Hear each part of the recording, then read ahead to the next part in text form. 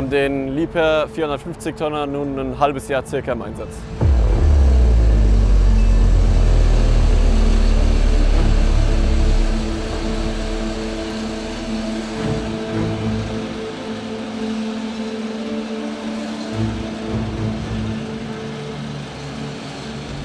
Unsere Planungen haben sich so verwirklicht. Der Kran wird wirklich für Brücken, Abrisse und Bauten genutzt und genauso auch im Anlagenbau verwendet.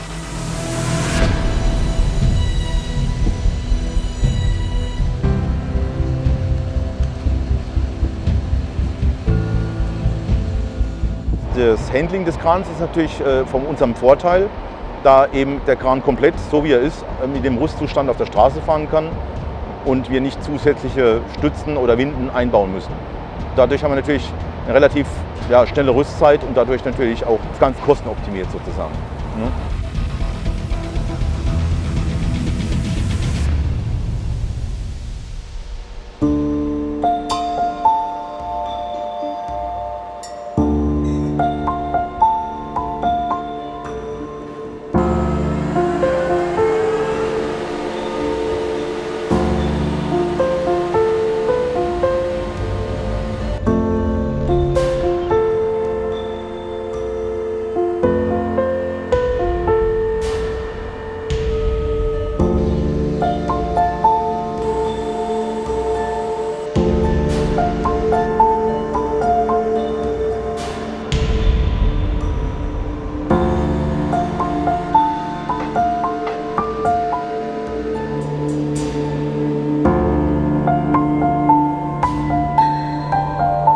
Wir haben uns für den LTM 1450 entschieden, im Gegensatz zum LTM 1500, weil er einfach moderner ist, flexibler, mit Variobase, Varioballast ausgestattet ist, wir die Stützen, die Winden alle drin lassen können und so trotzdem sauber mit 12 Tonnen Achslasten verfahren können.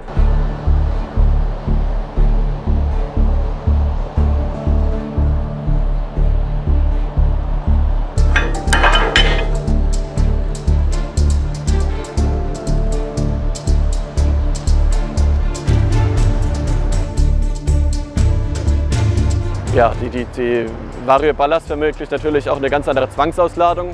Wie wir jetzt hier im Hintergrund auch schon sehen können, kann der Ausleger auch mit wenig Last sehr steil stehen, da der Radius kleingestellt werden kann.